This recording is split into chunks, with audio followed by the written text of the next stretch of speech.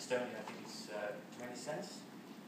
However, when you send money in another currency to another country, it suddenly costs a lot more. And in Western Europe, it's about 3 to 5% that the banks take from you. Overall, there are about 3 trillion euros worth of transfers cross-border between people like us and small businesses. And banks make quite a big profit of it. And what sort of the way that I think about this 25 billion euros that the banks take from these foreign transfers is coming from our pockets. I felt this is really unfair.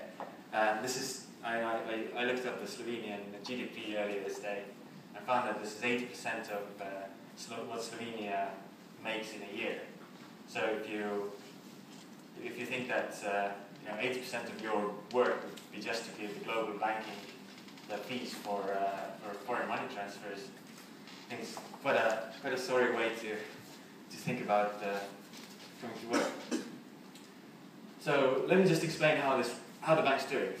It may be very clear to you, but just to go through. So let's take Richard Haley. He runs a company in London, but he's found superstar Slovenians who build their systems here in Ljubljana. So what he does, he pays their salaries. So he has pounds, and he pays the salaries in euros. So he goes to his bank and says, I have this 5,000 euros worth of pounds. Please do send it to the developer's bank account in Ljubljana. What the bank does is, of course we're going to do this. We're just going to take 250 euros off your 5,000. The worst thing is that they actually don't show you anywhere that it's 250 euros. But if you're clever enough and you calculate based on the exchange rate that actually were allowed that day, you can work out that they took about 250 euros to themselves. Now, at the same time, the next day, there's Tina who's in Ljubljana, but he's moving money to London.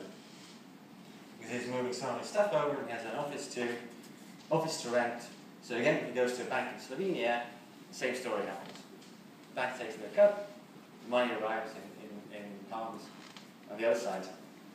The question is, does it need to be like that? Why don't the guy in London with pounds give his pounds directly to the guy who owns the office? And why don't Tina here in Slovenia pay directly to the developers? And why don't they just agree that they're going to swap their money without involving the bank for doing currency exchange? So this is what's happening today, and we are the cross on the bank. That's our vision. We make money transfers outside of the banks. Just another example. The way that it started was very, very similar requirement or need